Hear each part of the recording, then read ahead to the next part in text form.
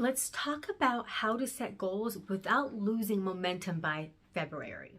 When your goals are strictly set with your logical mind, you invite self-doubt and uncertainty because your logical mind is going to question everything.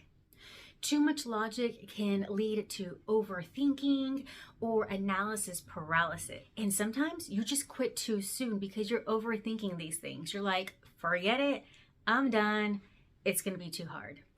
Also, when you have too much logic in your goal setting, you can compare your first day to someone's 100th day.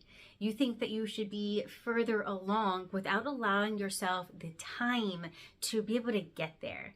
And then when we get into comparison way too long, we can start this imposter syndrome thing, thinking, is this really my space? Am I the expert to be able to deliver this information to my audience? And too much logic doesn't give the opportunity for anticipation. Anticipation that you can feel with your entire body and all of your senses. It's like when you're a kid, you ask Santa for this gift that you've been wanting all year, and you just know Santa's gonna bring it to you. So you get all excited every single day, you count down until Christmas, and you could just feel it in your body, like your heart starts to race and you just get all giddy every day that you get closer to Christmas because you have that anticipation, you have that excitement building up. You're using your full body, you're using your emotion along with your logic to wait for that goal to come to fruition. When you don't invite your body and your emotion to be able to be part of the goal setting, when shiitake hits the fan, then your logical mind is going to go to overdrive and probably overcomplicate the whole process and maybe even get you off track. Next, another reason why goal setting may not be working for you is that you're setting the bar way too high. Now, I'm all about really setting the bar high and doing what I can to reach that goal, but sometimes we get too stuck in the clouds and we feel like we have to impress someone else or we have to prove ourselves to other people.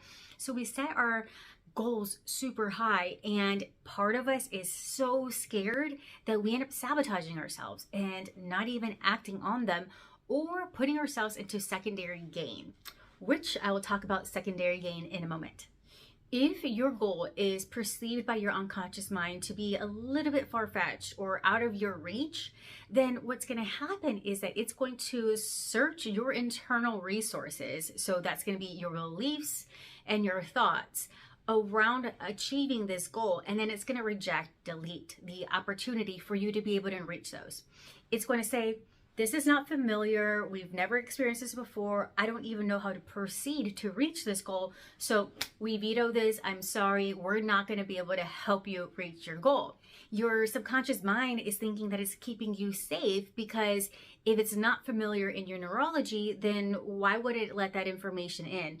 Why would your subconscious mind help you take the steps to get to a certain level that is unfamiliar and unknown to it? This is why reprogramming your beliefs will help you create the mental shifts you need to be able to see all the possibilities that are available to you and to support you in reaching your goal. Now, reprogramming your beliefs doesn't happen overnight. It happens on a neurological level. And some of the things that are required for you to make these mental shifts are repetition, visualization, meditation, and sometimes even shocking yourself into this new belief. But that's a little harsh in your nervous system. You don't want to put yourself in the position where you're so scared of the bad thing that might happen if you don't make this change. You want to help your subconscious mind feel safe by looking towards the things that you want to bring in a positive way. Before I move on to the next tip, if you find that your mind chatter maybe talks you out of things or just really makes it hard for you to be clear-headed to make business decisions or even just sit down and goal set, check out my Infinite Awareness meditation audio. I linked it in the description. It's going to help soothe your nervous system and calm your mind so you can see the clear path to your success.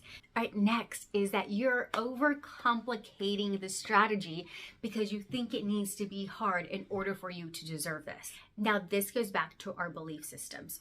When we grow up in an environment where maybe there is some scarcity, there's some lack, or we're told certain things that maybe we can't have this, or we don't deserve it, or people like us don't get those kind of things, then what can happen later on is on the outside, we can look all strong and resilient, but in the inside, our subconscious mind is like really questioning, how is this going to be able to work for us? We have to really work hard to prove that we deserve this. And it's going to go find all the ways to prolong the process, make things harder, because it wants to make you right. It wants to stick to the belief systems that you have developed throughout your years. So said in a different way, unresolved limiting beliefs can subconsciously derail your success. It can make you self-sabotage or even procrastinate or get stuck in perfectionism because that's all it knows. Which leads me to secondary gain. When we're overcomplicating things, secondary gain can be in play. So let's talk about what secondary gain is. Secondary gain is when a problematic behavior provides some kind of positive or beneficial result in some way. For instance, when you're overcomplicating, maybe asking for a sale or growing your business, you can feel like you're being productive because you're doing busy work, but in actuality, that busy work is keeping you from the hard stuff of, presenting your offer to someone and possibly being rejected. So in order for you to feel better and feel like you're actually doing something in your business, you're doing all the content creation instead of having the sales conversations. So comment below and let me know if any of these things resonate with you or you've been stuck in any of them. Now let's talk about how to avoid these setbacks. Before you set any goals, you want to do a business audit. You want to do a business audit based off of the time frame that you want to set a new goal for. So if you're going to be planning for the new year, for 12 months of your business, then you want to look at the past 12 months of your business. Based off of that audit, you want to make a realistic goal that stretches you a little bit, but not so much where your subconscious mind starts to freak out and then you're shut down. Next, invite your higher mind to participate in the planning. Meditation will help clear your mind and help you increase your awareness of all of the resources available to you to help you reach this goal. And I've noticed that meditation helps you pinpoint any time, money, and energy leaks that you have had in your business in the time frame that you are doing your audit. Next, don't just set an end goal. You don't want to just focus on the outcome. Set an activity goal. How many times are you going to take action, and what is that action going to look like to reach your goal? That is something that you can measure and feel good about because you're checking something off your to-do list and you're staying productive than being too attached to the outcome. When you can take ownership of your actions that you're going to take to reach that goal, then you can increase your chances of actually accomplishing it. If you want to accelerate your results, then be sure to check out this next video where I talk about how to identify money, time, and energy leaks in your business.